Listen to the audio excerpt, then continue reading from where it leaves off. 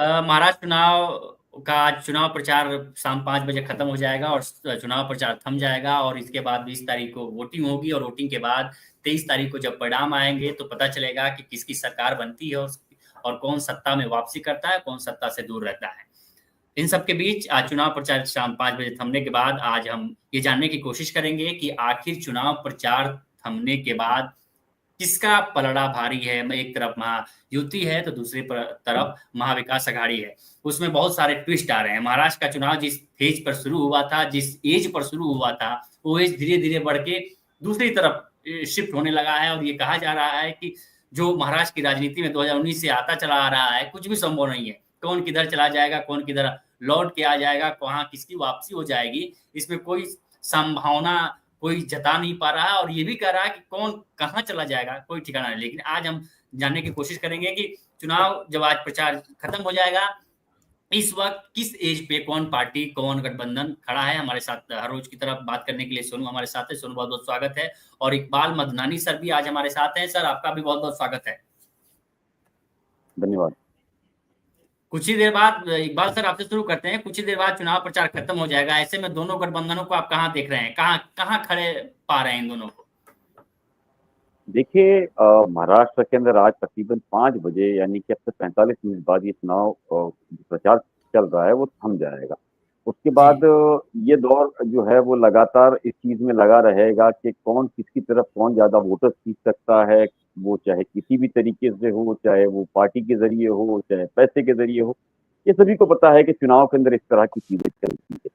तो पूरे राज्य की अगर हम बात करें तो इसी तरह के हालात पूरे महाराष्ट्र में और झारखंड में नजर आ रहे हैं। हर नेता अपनी ये कोशिश कर रहा है लगातार कि वो किसी तरीके से अपनी बढ़त बनाए और बढ़त बनाने के बाद उसका सबसे बड़ा मकसद कुल मिलाकर के ये होता है पूरी तरीके से कि कोई भी एंगल से वो ये कोशिश करे कि भाई उनकी पार्टी जीते।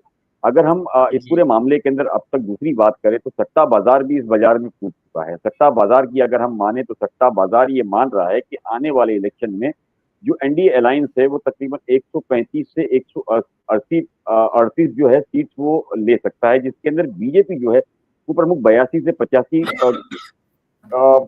सीट लेकर एक बड़ी पार्टी बन सकती है। वहीं जी। झारखंड के अंदर भी वो ये मान रही है कि बीजेपी जो है वो सरकार बनाएगी, 45 से 47 सीट जो है वो ले सकती है गठबंधन के साथ। अगर इंडिविजुअल बात करें तो 33 से 35 सीट का जो आंकड़ा है वो ये मान रहे हैं कि बीजेपी को वहां भी मिल सकता है। तो महाराष्ट्र और झारखंड इन दोनों को मिला के बात नेशनल कैपिटल है, यूपी के जी। बाद में सबसे बड़ा राज्य है। अगर महाराष्ट्र में कोई डेंट पड़ता है तो उसका असर पूरे अ, उसका नजर आता है, जिसको लेकर के आप लगातार देख रहे हैं मंत्री, गृह मंत्री, फिर राजनाथ सिंह, नितिन गडकरी जिसको प्रचार के बाहर रखा गया था उन्हें भी उतारा गया है। तो बीजेपी और उनके अलायंस ने लगा दी है महाराष्ट्र। जी। आज ही की अगर मैं बात करूं तो पार्टी को अजीत दादा पवार ने जो है अपने को हटा करके बीजेपी अपना एकनाथ शिंदे के समर्थन की बात की है। तो लगातार ये प्रचार खत्म होने रही है। और अगर हम इस पूरे मामले के अंदर बात करें सट्टा बाजार की, तो सट्टा बाजार का मानना है कि 2 लाख करोड़ से ज्यादा जो है इस वक्त महाराष्ट्र की जीत यानी कि एनडीए की जीत पर लगा हुआ है।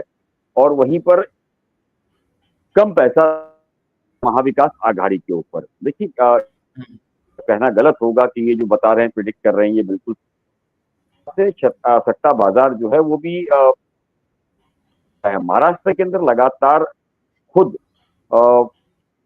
भी अपना एकनाथ फडणवीस जो है वो लगातार किसी भी तरीके से उनकी पार्टी जो है एक मेजोरिटी और बड़ी पार्टी बनकर के आए, वो ज्यादा से ज्यादा सीट हासिल करे, जिसको पार्टी के दावेदार है। लेकिन उनको ही पता है कि अगर वो सीट कम आती है और अगर कोई अलायंस आता है तो उनके लिए मुख्यमंत्री बनना संभव नहीं। पहले अमित शाह ने एक बार हरी झंडी दिखा दी थी देवेंद्र फडणवीस के नाम पर, लेकिन जिस तरीके से चीजें हुई तब उन्होंने कहा कि नहीं, हमारा अलायंस जो है वो बनने के बाद कौन कितनी सीट लेता है उसके बाद में वो नाम का डिसाइड करेंगे।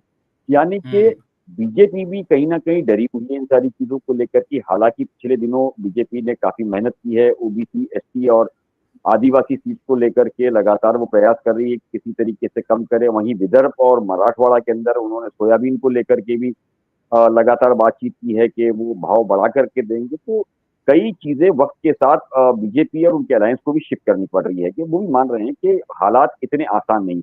2024 के अंदर अगर हम लोकसभा इलेक्शन की बात करें तो बहुत बड़ा मार्जिन नहीं था, 1% का मार्जिन था, 1 पॉइंट समथिंग चीजों का। तो उससे वो भी चीजों को मान रहे हैं कि अगर वो लड़ाई के अंदर अगर थोड़ी सी मेहनत करते हैं तो वो सीट हासिल कर सकते हैं। देखिए, बीजेपी को जो सबसे बड़ा जो प्लस पॉइंट है कि सिस्टम उनके साथ है, चाहे वो राज्य हो चाहे सेंट्रल हो, इलेक्शन कमीशन उनके साथ है। इस तरह के विपक्ष जिस तरीके से आरोप लगा रहा है, जो चीजें हमारे सामने दिख रही है कि इससे पहले इस तरह के इलेक्शन वगैरह नहीं हुए। क्योंकि देखिए, महाराष्ट्र में ये जो इलेक्शन है, हरियाणा, झारखंड और महाराष्ट्र का इलेक्शन बिल्कुल आखिर में रखा गया है। 20 तारीख को वो इलेक्शन है, 23 तारीख को उसका रिजल्ट है, तारीख को जो है सभी के हाथ में सर्टिफिकेट मिलेंगे और 25 तक सरकार बनाना है, नहीं तो राष्ट्रपति शासन लागू हो जाएगा। जी, एक कारण ही जो इलेक्शन कमीशन के साथ मुझे लगता है कि जिस तरीके से कराया गया है कि वक्त कम रहे, कई ऐसे सौदे, कई ऐसे लोगों से बातचीत करने का मौका रहेगा अगर राष्ट्रपति शासन लग जाता है, और अपनी शर्तों पर कई लोगों को वो ला सकते हैं। देखिए, जो सिचुएशन अब तक हमारे सामने महाराष्ट्र में आ रही है, तो किसी को भी, मुझे नहीं लगता है कि किसी भी आघाड़ी को पूर्ण बहुमत मिलता हुआ नजर आ रहा है। अगर कई बड़े लीडर्स की भी हम बात करें तो वो भी मान रहे हैं अपना विधानसभा जो है हंग हो सकती है। इसके अंदर रहेगा इंडिपेंडेंट का, इंडिपेंडेंस है 1995 के बाद में। जी, मुझे नहीं ये इनफैक्ट लीडर कोई आसार नजर आ रहा है, जिसको लेकर के वो मान रहे हैं कि बार्गेनिंग पावर कौन ज्यादा कर सकता। जी, सोनू, ये तो इकबाल जी ने बताई कि हो सकता है कि क्या-क्या सिचुएशन पैदा हो जाए, और ये तो सट्टा बाजार ये बता रहा है, सट्टा बाजार का जो स्टेक लगा हुआ है वो महायुति की तरफ लगा हुआ है। लेकिन एग्जिट पोल क्या बता रहे हैं? देखिए, एग्जिट पोल चुनाव के जब मतदान होंगे तो उसके तुरंत बाद आएंगे, लेकिन जो ओपिनियन पोल्स आए हुए हैं, दो ओपिनियन पोल्स काफी ज्यादा दो ओपिनियन पोल्स की काफी ज्यादा चर्चा हो रही है। एक लोकपोल का ओपिनियन पोल आया है और दूसरा आईएनएस मेट्राइस का ओपिनियन पोल आया हुआ है। अब जो आईएनएस मेट्राइस का पोल है वो ये बता रहा है कि महाराष्ट्र में एक बार फिर से जो सत्ताधारी अलायंस है, यानी कि महाविकास आघाड़ी, वो 151 से लेकर 165 सीट तक जाती हुई नजर आ रही है। और उसमें यह बताया गया कि भारतीय जनता पार्टी अकेले जो है वो 140 के पार जा रही है। तो इस हिसाब से अगर देख लिया जाए तो आईएनएस मैट्राइस के पोल के अनुसार यहाँ पर महायुति की सरकार बन रही है। लेकिन आईएनएस मैट्राइस तो अडानी ग्रुप का है ना जी। और दूसरा जो लोक पोल है, उस लोक पोल के सर्वे की अगर बात करें तो उसमें नतीजे उल्टे बताए जा रहे हैं। उसमें यह बताया जा रहा है कि जो महाविकास आघाड़ी है वो 145 से 155 सीटें जो है हासिल कर सकती है, यानी कि विपक्षी अलायंस जो है वो महाराष्ट्र में सत्ता में आ सकता है। तो अलग अलग अभी जो ओपिनियन पोल हमारे सामने आ रहे हैं, लेकिन एक बात तो ये हमें जरूर देखने मिल रही है कि जो महाविकास आघाड़ी है, जो विपक्षी अलायंस है, उसे महाराष्ट्र में एक तरह से एक अपर एज जरूर है। सरकार के खिलाफ नाराजगी है, एंटी इनकम्बेंसी है। सरकार ने जिस तरह से जो ये आरोप लगता है कि बीजेपी ने पार्टी तोड़ दी, जिस तरह से एकनाथ शिंदे और शरद पवार, अजित पवार अलग हुए, तो इसका एक असर जाहिर तौर पर हमें महाराष्ट्र के चुनाव में देखने मिल रहा है। और कई सारे एक्सपर्ट्स ये कह रहे हैं कि जो जिस तरह का ट्रेंड हमें लोकसभा चुनाव में महाराष्ट्र में देखने मिला था, उस तरह का ट्रेंड हमें विधानसभा के चुनाव में भी देखने मिल सकता है। लोगों के अंदर इतने जल्दी जो है उनके विचार नहीं बदले हैं। हालांकि जो फ्रीबीज वाली जो योजनाएं हैं वो लाकर महिलाओं को अपनी ओर अट्रैक्ट करने की कोशिश तो की गई, लेकिन महिलाओं का भी एक धड़ा ऐसा है जो ये मानने के लिए तैयार है कि ये पैसे हमारे ही हैं और हमारे ही पैसे हमें वापस दिए जा रहे हैं। तो जो फ्रीबीज वाली जो सारी चीजें लाई गई हैं उसका भी असर इतना ज्यादा हमें देखने नहीं मिल रहा है। तो एक अपर एज महाराष्ट्र में इस वक्त महाविकास आघाड़ी को है, और महाविकास आघाड़ी में भी कई लोगों का ये कहना है कि कांग्रेस बड़ी पार्टी बनकर आ सकती है। लेकिन मेरा ऐसा मानना है कि शरद पवार की एनसीपी महाविकास आघाड़ी में सबसे बड़ी पार्टी बनकर आ सकती है, और उसका कारण यह है कि जो उन्होंने कैंडिडेट उतारे हैं उन कैंडिडेट्स को काफी सोच समझकर उतारे हुए हैं as compare to Shiv Sena UBT और कांग्रेस। तो फिलहाल ये कह देना कि किसको बहुमत मिलेगा ये काफी ज्यादा मुश्किल महाराष्ट्र में इस वक्त हमें हो रहा है, क्योंकि इस बार स्टेज पूरी तरह से नया है, पार्टियां अलग अलग तरीके से बिखर चुकी हैं, वोट बड़े पैमाने पर कटने वाले हैं, जो इंडिपेंडेंट कैंडिडेट हैं वो वोट ले लेंगे, इसके अलावा जो बागी उम्मीदवार उतरे हैं वो जीतने के बाद या फिर अगर वो जीत कर आते हैं तो वो कहां जाएंगे, इसको लेकर सवाल है। राज ठाकरे ने 140 सीटों पर अपने कैंडिडेट्स उतारे हैं, उनको लेकर कितना अंडर करंट है, क्योंकि कई लोग ये कह रहे हैं कि एक अंडर करंट राज ठाकरे को लेकर तो है। तो काफी कुछ महाराष्ट्र में देखने को मिला है, और जिस तरह से इकबाल जी ने बताया कि हंग असेंबली होने के भी आसार बड़े पैमाने पर महाराष्ट्र में हमें देखने मिल रहे हैं। और एग्जिट पोल जो है, मुझे लग रहा है कि एग्जिट पोल और ओपिनियन पोल जो है उन पर इतना भरोसा नहीं करना चाहिए, क्योंकि कई सारे एग्जिट पोल हम देख रहे हैं कि एक परसेप्शन बनाने के लिए किए जा रहे हैं, और उस परसेप्शन के हिसाब से जो सैंपलिंग होती है वो की जा रही है। इकबाल जी, चूंकि शरद पवार को राजनीति का चाणक्य कहा जाता है, और उनको लेके एक बड़ा परसेप्शन है कि जब वो ना कहें तो हाँ समझो, जब हाँ कहें तो ना समझो, कब क्या करते हैं कोई पता नहीं चलता है। उस पे आएंगे कि उनको लेके क्या राजनीतिक गलियारों में एक हवा चल रही है। लेकिन उससे पहले हम ये आपसे समझना चाह रहे हैं कि चुनाव प्रचार आज शाम को 5 बजे खत्म होगा, लेकिन 3 दिन पहले ही प्रधानमंत्री मोदी यहाँ से विदेश दौरे पे चले गए। अमित शाह का कल नागपुर दौरा था, सारे सभाएं रद्द कर दी गई, वो वापस दिल्ली लौट गए। लेकिन कांग्रेस और महागठबंधन अपने अंतिम सांस तक लगा हुआ है। आज राहुल गांधी ने प्रचार के दौरान जो प्रधानमंत्री नरेंद्र मोदी ने एक नारा भी दिया था कि एक है तो सेफ है, उसको लेकर उन्होंने एक कटाक्ष भी किया और बताया कि कौन एक है, सेफ रहने के लिए किन लोगों को एक रहने की जरूरत है, उन्होंने बताया। इसको आप किस तरीके से ले रहे हैं और किस तरीके से देखते हैं? देखिए, प्रधानमंत्री जो थे वो चाहे तो रुक सकते थे, क्योंकि उनकी पहली सभा जो थी वो 18 तारीख को थी। तो यानी कि प्रधानमंत्री या तो इंटेलिजेंस रिपोर्ट जो विपक्ष कह रहा है कि हम जीत रहे हैं, इंटेलिजेंस रिपोर्ट मिल रही है जिसको लेकर के वो मैदान छोड़े हैं। हालांकि जहां तक अमित शाह की बात करें तो अमित शाह ने साफ तौर पर कहा कि मणिपुर का जो मुद्दा है वो काफी बड़ा है, जिसको लेकर के उन्हें जाना जरूरी है। उसकी जगह कल अलग अलग लोगों को जो है उसका प्रचार के अंदर शिवराज सिंह चौहान और क्या नाम हमारे स्मृति ईरानी को प्रचार के लिए आगे रखा गया था सामने फेस पर। तो इससे इनकार नहीं है कि महाराष्ट्र के अंदर जो जनता का मिजाज है वो काफी बिगड़ा हुआ है, खास करके जो चैलेंजेस विदर्भ, मराठवाड़ा, पश्चिमी किसानों का मुद्दा है, ये बहुत बड़ा मुद्दा है। मुझे किसानों के मुद्दे पर सरकार गिर चुकी है। शायद यही एक कारण था कि पिछले दिनों इलेक्शन के अंदर भी हमने सारी चीजें देखी कि जहां कांग्रेस को बहुत अच्छी बहुमत मिली थी। तो जो किसानों का मुद्दा है, जहां राहुल गांधी हर जगह ये बताने सरकार आती है तो कर्ज मुक्ति उनकी की जाएगी, उनको जो कर्जा है उनका माफ किया, तो मिनिमम सपोर्ट प्रोग्राम है वो से बढ़ाया जाएगा। उन स्कीम्स है वो किसानों के लिए। साथ ही साथ आपने देखा होगा कि खुद उन्होंने ऑनलाइन आकर के भी किसानों से बातचीत की। आज भी जब वो प्रेस कॉन्फ्रेंस के लिए मुंबई के अंदर उन्होंने साफ किया ये पूरे मामले के अंदर राहुल गांधी ने कि किस तरीके से धारावी के अंदर जो कि सबसे बड़ा पहुंचाना चाहते हैं। जैसे प्रधानमंत्री ने ये कहा था कि एक है तो सेफ, उन्होंने दिखाया कि सेफ क्या होती है। इंग्लिश के सेफ के 2 अर्थ होते हैं, एक तो जो तिजोरी होती है उसे भी सेफ कहते हैं आप, या तो जो सुरक्षित है उसे भी सेफ कहते हैं। तो उन्होंने सुरक्षित ना दिखाते हुए एक तिजोरी बताई जिसके सेफ बताया। साथ ही साथ महाराष्ट्र के अंदर किस तरह से जो बड़े प्रोजेक्ट थे जिन्हें वो ले गए हैं, तकरीबन 7 लाख करोड़ के प्रोजेक्ट जो है वो महाराष्ट्र से गुजरात शिफ्ट कर चुके हैं, जिसके अंदर 5 लाख लोगों को जो रोजगार मिलना था वो नहीं मिला। ये बहुत बड़ा मुद्दा है। धारावी का मुद्दा भी अपने आप में एक बहुत बड़ा मुद्दा है, इससे इनकार नहीं किया सकता।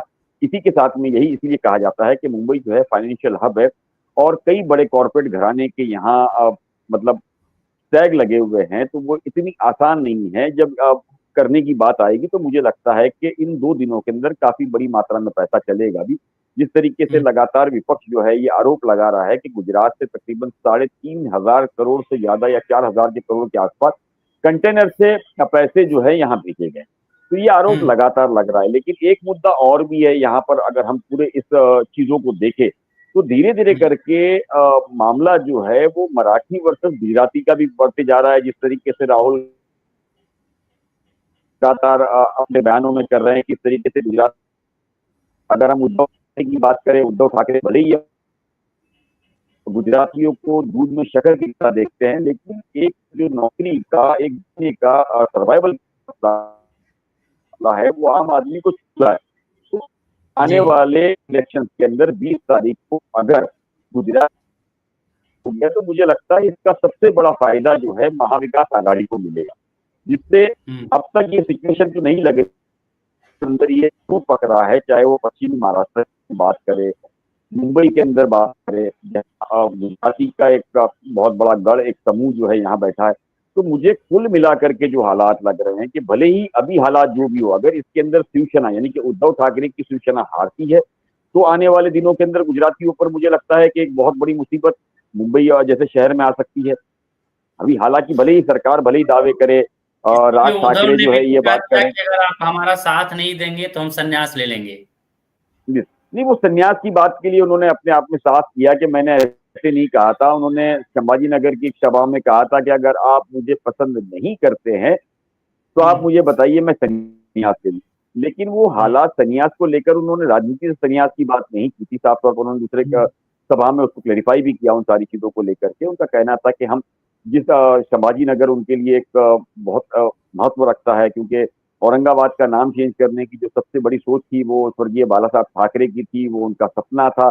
उन सारी चीजों को लेकर के लगातार उन्होंने इन सारी चीजों में बात की। लेकिन उसके साथ साथ वो ये भी कहने से नहीं चूक रहे हैं कि अगर हमारी सरकार आई तो जिस तरीके से हमारे लोगों को परेशान किया जा रहा है, हमारे लोगों पर फर्जी केसेस बनाए जा रहे हैं, जिस तरीके से करप्शन हुए हैं, अलग अलग चीजों पे उसको मापा तोला जाएगा। देखिए आप हर सभा के अंदर वो एकनाथ शिंदे को मिंडे बोल करके बुलाते हैं। मिंडे का मतलब होता है, अगर हम हिंदी भाषा में बात करें तो जहां तक मैं समझता हूँ कि मुंह चाटने वाला, यानी कि वो हर सभा के अंदर उसे एक गद्दार बोल करके प्रमोट करते हैं। साथ ही जिन लोगों ने उस दौर के अंदर उद्धव ठाकरे को छोड़ करके भागे हैं, सभी को वो गद्दार के तौर पर मानते हैं। वो ये भी मानते हैं कि उनसे गलती हुई थी, जनता के सामने वो जाके मानते हैं और जनता से ये आश्वासन और उम्मीद भी रखते हैं कि आने वाले दिनों के अंदर जो गलतियां उनसे हुई है उसे भुला करके वो उनके अपने कैंडिडेट को और जो स्वर्गीय बाला साहब का जो सपना था उसे पूरा करेंगे और शिवसेना उद्धव बाला साहब ठाकरे की जो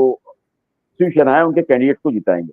वहीं पर अगर हम बात करें महाराष्ट्र के अंदर बीजेपी तकरीबन 150 के आसपास सीट पे लड़ रही है और उन्हें उम्मीद है कि हम 100 से 110 तक जो है सीट हासिल करेंगे। उसको लेकर के वो हर तरीके का प्रयास कर रही है। बीजेपी के साथ आरएसएस जो है वो लगातार पूरे इस मामले में जुट चुका है कि किसी भी तरीके से सरकार खोना नहीं है, क्योंकि मुंबई एक ऐसा फाइनेंशियल स्टेट है कि अगर जहां यहाँ अगर धोखा हो गया तो सब जगह पर उसके साथ हाथ हो जाएगा। अलायंस जो है बीजेपी के साथ यहाँ से लेकर सेंट्रल तक कई अलग अलग स्कीम के अंदर वो फिर आजमाना शुरू कर देगा। और यहीं पे अगर महाराष्ट्र वो जीतती है तो उसका दूसरा अगला टारगेट जो है ओडिशा रहेगा। बीजू जनता दल को अगर हम बात करें, वहां पर भी जो नेता है बीजू जनता दल से, जहां नवीन पटनायक के लोग हैं जो मुख्यमंत्री है, वहां के लोग भी उनकी तबीयत ठीक नहीं होने के नाते कगार पर बैठे हैं। लेकिन पूरे देश के अंदर जो निगाहें हैं वो महाराष्ट्र पे है, क्योंकि यूपी के बाद सबसे बड़ा स्टेट जो है वो महाराष्ट्र पड़ता है। इसलिए महाराष्ट्र की जीत पूरे देश के अंदर ये प्रूव करेगी कि बीजेपी कहाँ स्टैंड करेगी, वहीं कांग्रेस कहाँ स्टैंड करेगी। साथ ही अगर हम बात करें महाराष्ट्र की राजनीति के अंदर तो एकनाथ शिंदे, अजीतदादा पवार, जो कि एक एनसीपी, एक शिवसेना से दूसरी शिवसेना एनसीपी बनी, वहीं शरद पवार और उद्धव बाला साहब ठाकरे, ये दो अलग लोग, ये चार वो लोग हैं जिनके एक तरीके से स्टेक लगे हुए हैं कि जो हारा वो एक तरीके से खत्म हो गया राजनीति से। यानी कि इनके सर्वाइवल का मसला है, ये अपनी पूरी ताकत लगा रहे हैं। कांग्रेस की अगर बात करें तो कांग्रेस के बाद दूसरे राज्यों के अंदर भी सरकार एक जगह नहीं तो दूसरे, इसलिए शायद मुझे लगता है कि कांग्रेस के जो नेता है अभी तक वो शांति प्रिय बैठे हुए हैं, लेकिन राहुल गांधी जो है वो लगातार विपक्ष पे, अपना सत्ता पक्ष पे हमला करते जा रहे हैं और वो कोशिश कर रहे हैं कि किसी तरीके से अपने इस पूरे बयान के जरिए वो ज्यादा से ज्यादा सीट निकाल सके। देखिए ये बात कहना गलत नहीं होगा कि विदर्भ और मराठवाड़ा ये बहुत अहमियत रखने लगा है हाल फिलहाल के अंदर। अगर यहाँ जिसकी भी मुझे लगता है सीट ज्यादा आई सत्ता में वही काबिज होगा, तो इसलिए विदर्भ और मराठवाड़ा को लेकर के लगातार कोशिश जो है कांग्रेस कर रही है कि वहां से वो ज्यादा से ज्यादा सीट निकाल सके, क्योंकि खुद राहुल गांधी भी जानते हैं कि 1970 में जब इंदिरा गांधी की पोजीशन खराब हुई थी उसके बाद में जो सबसे बड़ा सपोर्ट था वो विदर्भ मराठवाड़ा में दिया था। तो ये बार भी राहुल गांधी ये उम्मीद कर रहे हैं कि जिस तरीके से लोकसभा में उन्हें ज्यादा सीट मिली है, आने वाले दिनों के अंदर भी अगर वहां से उनको एक अच्छा सपोर्ट मिलता है और पश्चिमी महाराष्ट्र के अंदर शरद पवार जी और जिस तरीके से मेहनत कर रहे हैं, उद्धव ठाकरे मेहनत कर रहे हैं, अगर ये अलायंस 170 180 आता है तो उनका कहना है कि सरकार बनाना और उनके लिए उस पर काबिज होना बहुत आसान होगा। अगर इनके पास 150 के आसपास सीट आई तो हमेशा इन्हें खतरा बना रहेगा इस अलायंस को कि ऐसा ना हो कि कोई पार्टी उनके विधायक को तोड़ करके फिर एक बार बगावत कर ले। तो ये सारी ही चीजों को लेकर के भी कांग्रेस के जो और उनके साथ के अलायंस के जो नेता है, सीनियर लीडरशिप है, वो डरी हुई है। अब उनकी कोशिश ये है लगातार कि 170 से ऊपर अगर आती है तो उनके लिए सरकार चलाना आसान होगा। वही बीजेपी लगातार ये कोशिश, बीजेपी की जो सबसे ज्यादा निगाहें हैं वो इंडिपेंडेंट कैंडिडेट पर है जिसको लगातार खड़ा किया गया है। देखिए पूरे राष्ट्र की राजनीति के अंदर जितने कैंडिडेट इंडिपेंडेंट यहाँ खड़े हुए हैं और उससे एक दूसरे को गिराने में जिस तरीके से लोग लगे हुए हैं, तो बीजेपी एकनाथ शिंदे को छोटा कट करने में लगी हुई है, एकनाथ शिंदे अजीत दादा पवार को, ये दोनों मिलाकर के बीजेपी को। तो इसमें अलग अलग जगह पर जो इंडिपेंडेंट कैंडिडेट खड़े किए गए हैं, तो इस तरह के हालात के अंदर उन्हें उम्मीद है कि इंडिपेंडेंट जो है वो काफी बड़ा रोल अदा कर सकते हैं। 1995 यानी कि 1995 की हम बात करें, इसी तरह महाराष्ट्र के अंदर हालात जब शरद पवार और सुधाकर राव नाइक मुख्यमंत्री थे, तब उसके अंदर सबसे बड़ी तादाद के अंदर विपक्ष के अंदर खड़े हुए थे और आपने देखा होगा तकरीबन 35 इंडिपेंडेंट आए थे जिसको बीजेपी शिवसेना ने लिया था और सरकार बनाई थी। तो इस बार भी जो निगाहें बीजेपी की है या अलायंस की है, उनका कहना है कि अगर एक बड़े पावर में बड़ी सीट शेयरिंग में वो आते हैं, कैंडिडेट अगर उनके जीत के आते हैं, अजीत दादा पवार और एकनाथ शिंदे की सीट मिला करके जो कम पड़ेगा वो कुछ भी करके किसी भी तरीके से पार्टनरशिप में इंडिपेंडेंट को लेकर के उन्हें एक बड़ी मंत्री पद दे करके वहां सारी चीजें वो कर सकते हैं। तो बीजेपी अलग अलग क्षेत्र के अंदर अलग अलग गणित उनका बैठा हुआ है। वहीं साथ बीजेपी जो है ओबीसी, एसटी और आदिवासी को भी मनाने में काफी हद तक सफल रही है। जिस तरीके से नाराजगी थी किसान के मुद्दों को लेकर के वो कोशिश कर रही है। मराठा आरक्षण की जो बात थी, मराठा समूह के जो लोग नाराज थे, वहां भी कई ऐसा माना जाता है कि कई जगहों पर चीजें उन्होंने मैनेज की है। वहीं अगर हम बात करें अजीत दादा पवार की, तो अजीत दादा पवार बारामती में जहां उनको खतरा नजर आ रहा था, वहीं मैं अपने जो सूत्रों से जानकारी हासिल कर रहा हूं, तो मुझे ऐसा लग रहा है कि शरद पवार ने योगेंद्र पवार की जो प्रचार को लेकर के बहुत तेजी दिखाई थी, वहां थोड़ी कमी आई है। तो मुझे ऐसा लगता है कि कुछ हद तक अजीत दादा पवार के चांसेस बढ़े हैं। लेकिन गांव में ये बात, बारामती में ये भी की जा रही है कि 18 या 19 तारीख को शरद पवार गांव के कुछ लोगों से शायद बात करने वाले हैं, उसके बाद वो रणनीति बताएंगे। तो कुल तरीके से आप अगर देखोगे तो हालात अब तक ये समझ के बाहर है कि सरकार बनाएगा कौन। लेकिन हाँ, जो भी होगा वो एकदम कट टू कट सारी चीजें चल रही है। जैसे अब बारामती के अंदर एक चीज और भी आई है जिसको लेकर के बारामती के लोगों का जो गुस्सा है वो का थोड़ा सा नाराजगी बढ़ गई है, लेकिन उस मामले में अभी तक किसी ने जिम्मेदारी नहीं ली। शरद पवार की पत्नी और सुप्रिया सुले की जो बेटी एक मॉल में जब वहां पहुंचे थे, उन्हें तकरीबन 1 घंटा खड़ा किया गया और जब उन्होंने पूछा तो उन्होंने कहा कि ऊपर से हमको आदेश नहीं है। तो ये भी एक मैसेज जो पहुंचा है जिसको लेकर के वहां आम लोगों में थोड़ी नाराजगी है। उसकी वजह यह है कि शरद पवार जो है बहुत बड़े और सीनियर लीडर माने जाते हैं वहां के, और वहां उनका रेपुटेशन बहुत है। उनकी पत्नी को खड़ा करना, सुप्रिया सुले जो कि वहां से सांसद है, उनकी बेटी को खड़ा करना, यानी कि एक बेटी एक माँ, इस तरह की और इस तरह के जो हालात है वो भी मामला जो है वो थोड़े से टर्न होते जा रहे हैं, लेकिन नमी जरूर आई है, बारामती के लोगों का कहना है। अगर हो सकता है जो ये मामला हुआ है उसके बाद अगर ये हालात बिगड़े तो ये कहना बहुत जल्दबाजी होगी कि ऊंट किस करवट बैठेगा, लेकिन अभी जो हालात है वो थोड़े से मुझे लगता है कट टू कट चल रहा है।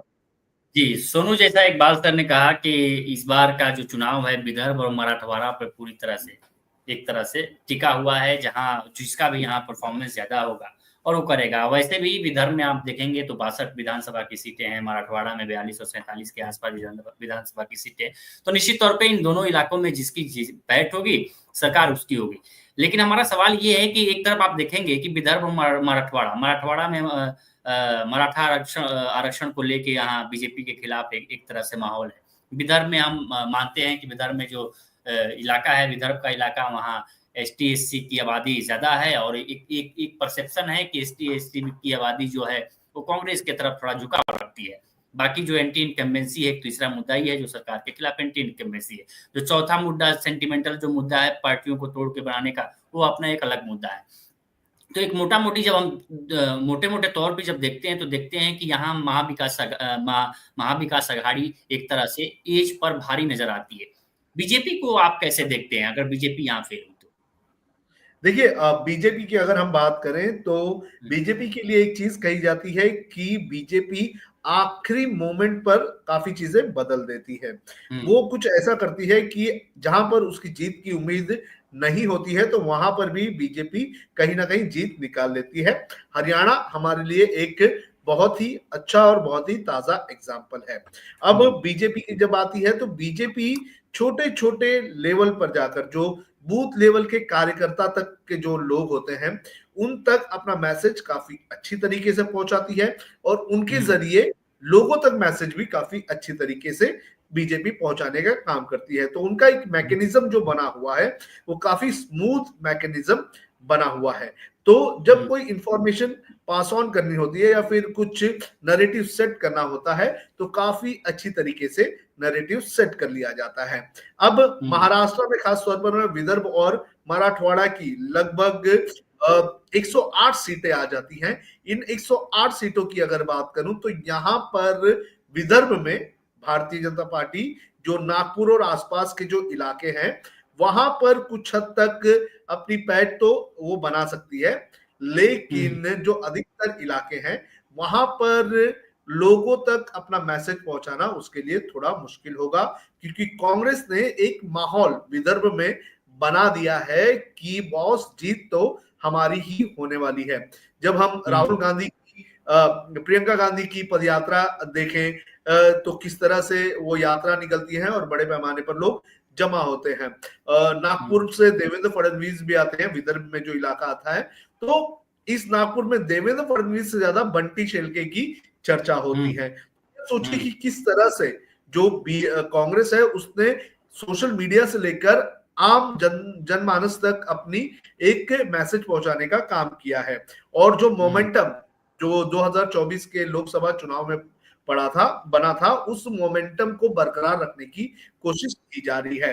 तो बीजेपी के लिए विदर्भ में अपना किला बचाना बहुत मुश्किल हो सकता है।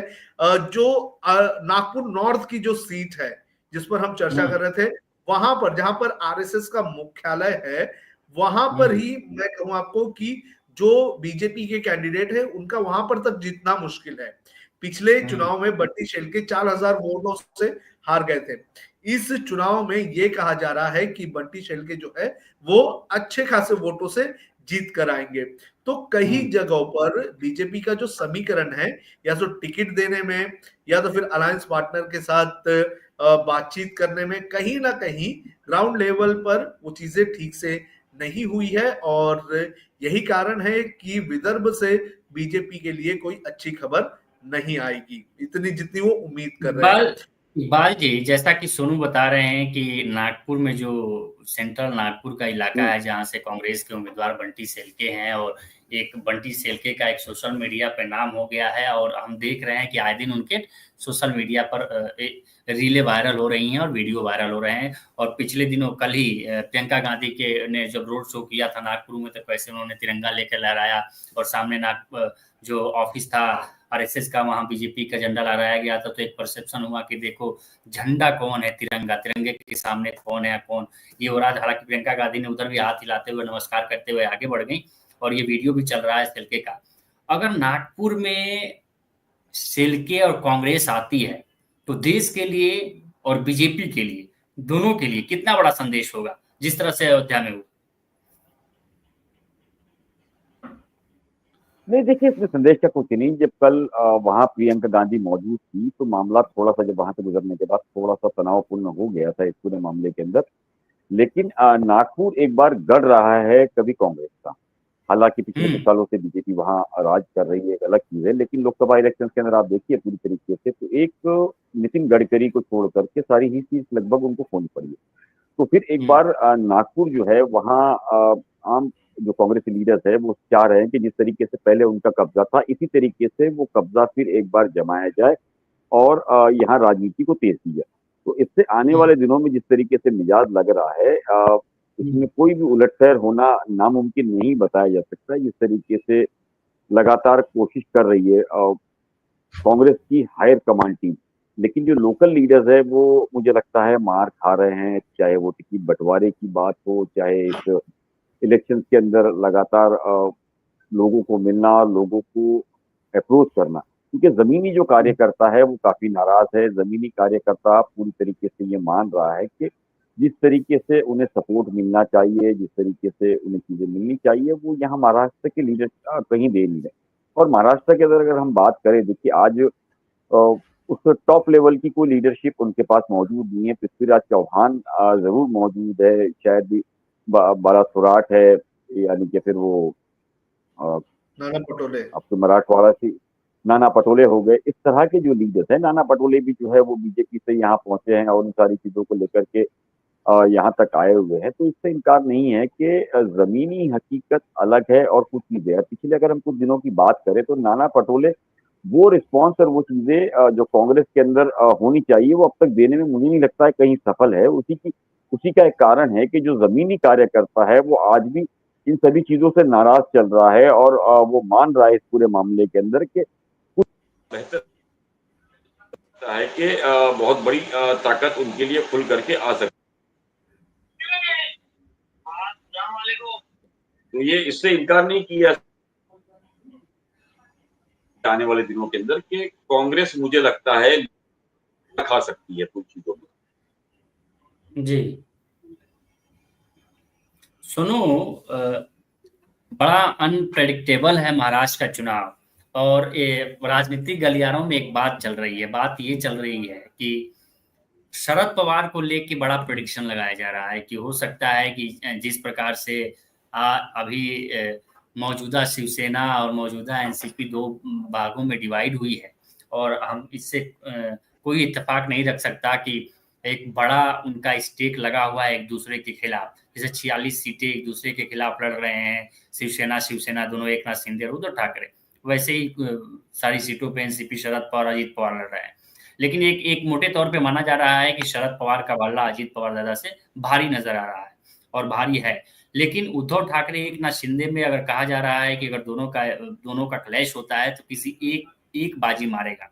और इसमें जो सेंटिमेंट का जो एक मुद्दा है जो महाराष्ट्र की राजनीति में है, उसमें अभी फिलहाल उद्धव ठाकरे का पलड़ा भारी है।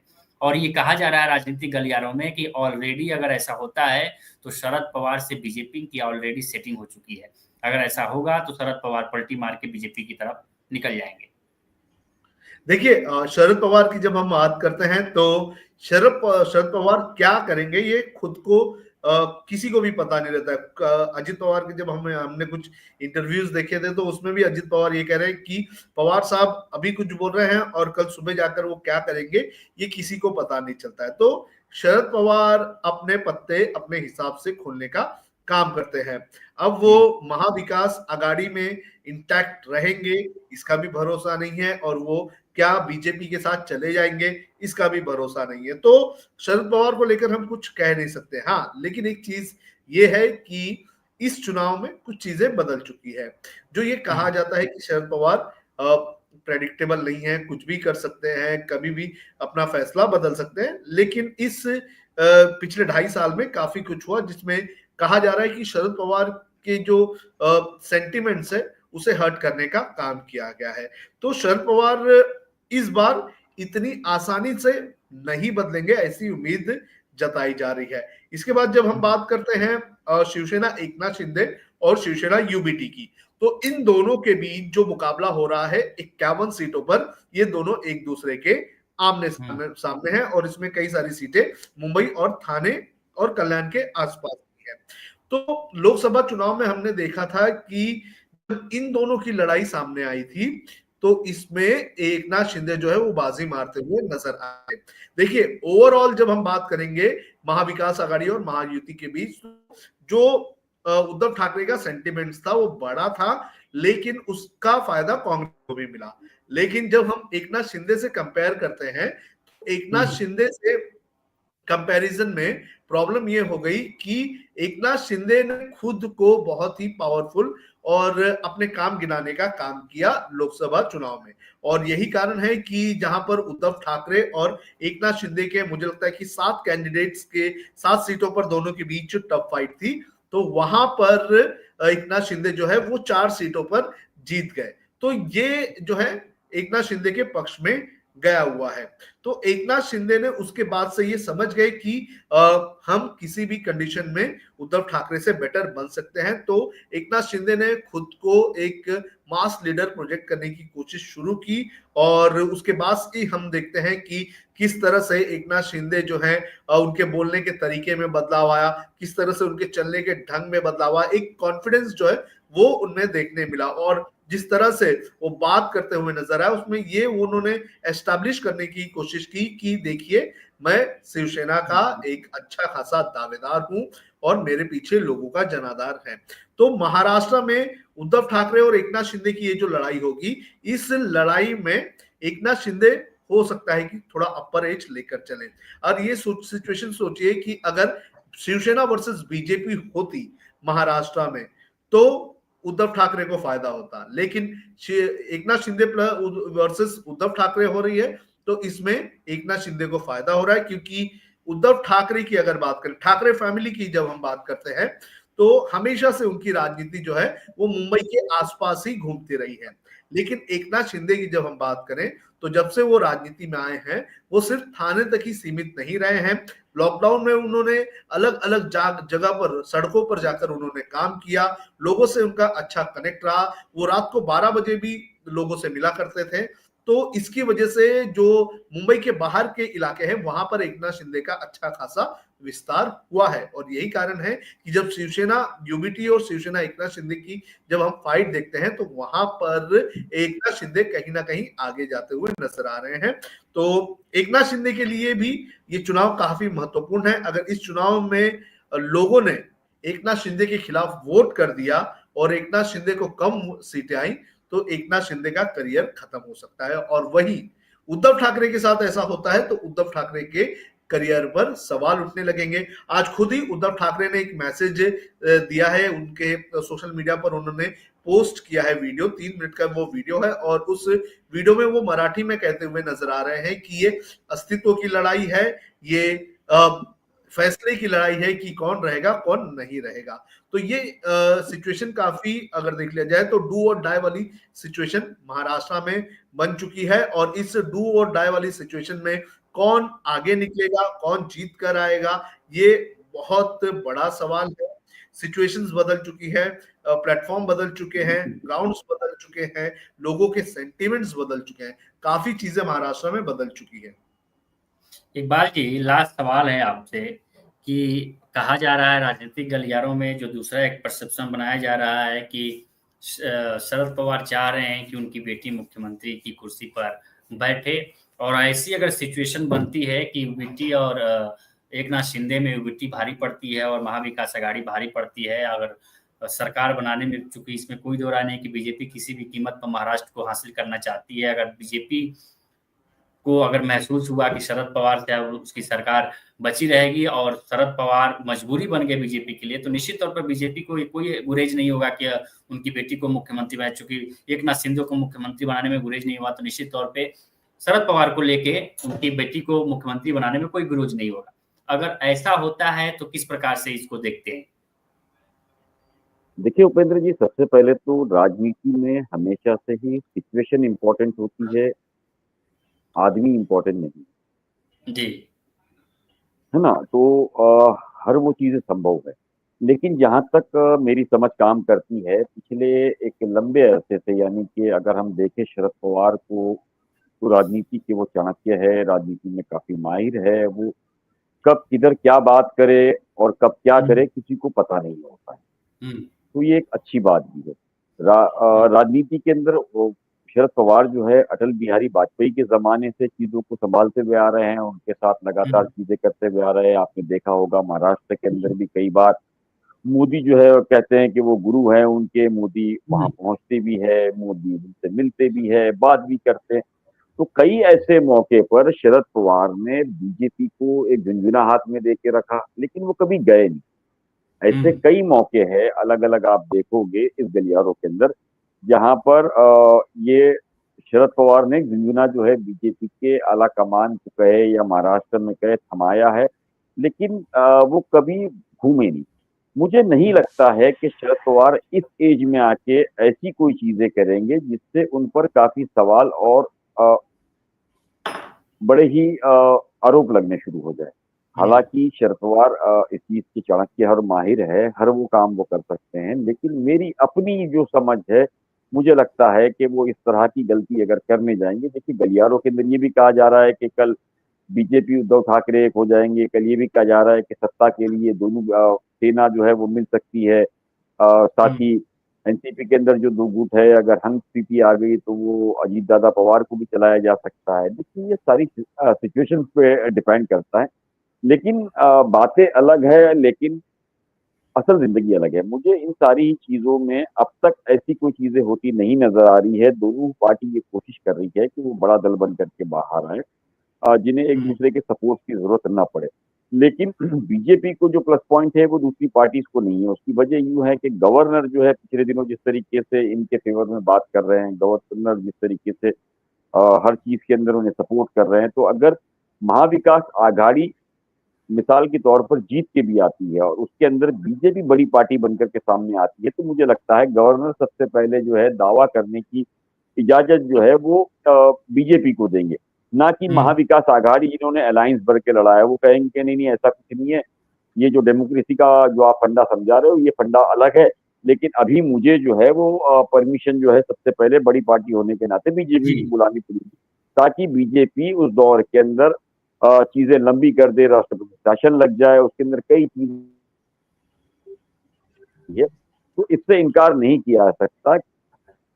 तारीख के बाद अगर सिचुएशन हंग की स्थिति में कैंडिडेट ज्यादा जीतते हैं, बीजेपी या कोई पार्टी मार खाती है, तो ऐसी स्थिति के अंदर मुझे लगता है कि गवर्नर अहम भूमिका में रहेंगे और कोशिश जिस तरीके से अपना माफ करिएगा ऑपोजिशन गवर्नर जो है पूरी तरीके से बीजेपी में है, वो भगवाकरण की राजनीति कर रहे हैं और उन सारी चीजों को लेकर के पहले तो इससे इनकार नहीं किया जा सकता राजनीति के अंदर कि वो हमेशा अपनी पार्टी को, अपने लोगों को ये मौका देगी। उसके बाद दिल्ली भी पूरी तरीके से एक्टिव हो जाएगी जैसे अभी है। तो इन सभी चीजों का भी ख्याल रखना है। वहीं विपक्ष जो है लगातार ये भी मान रहा है कि अब आने वाले यानी कि प्रचार लगभग अभी 5 मिनट के बाद, आप समझिए कि 2 मिनट बाकी है, उसके बाद ऑफिशियल प्रचार। जी, तो राजनीति संभावनाओं का खेल है, इसमें कुछ भी संभव हो सकता है। कौन किधर आएगा, कौन किधर जाएगा, ये सिचुएशन, क्योंकि व्यक्ति महत्वपूर्ण राजनीति में नहीं रखता है, सिचुएशन महत्वपूर्ण रखती है और सिचुएशन के हिसाब से कौन बड़ा हो जाए, कौन छोटा हो जाए, ये राजनीति तय करती है। तो सोनू, बहुत शुक्रिया बातचीत करने के लिए। इकबाल जी, आपका भी बहुत बहुत शुक्रिया। और हम महाराष्ट्र की राजनीति पे हर रोज आपको बता रहे हैं और आज भी बताया कि आज 5 बज गए हैं, 5 शाम बजे अब चुनाव प्रचार थम गया और 20 तारीख को चुनाव होंगे। सबकी पेटी और भाग्य में, पेटियों में सबके भाग्य कैद हो जाएंगे और 23 तारीख को खुलेंगे और पता चलेगा कि कौन सत्ता में वापसी कर रहा है और कौन सत्ता से बाहर हो रहा है। देखते रहिए लोकमत हिंदी। नमस्कार।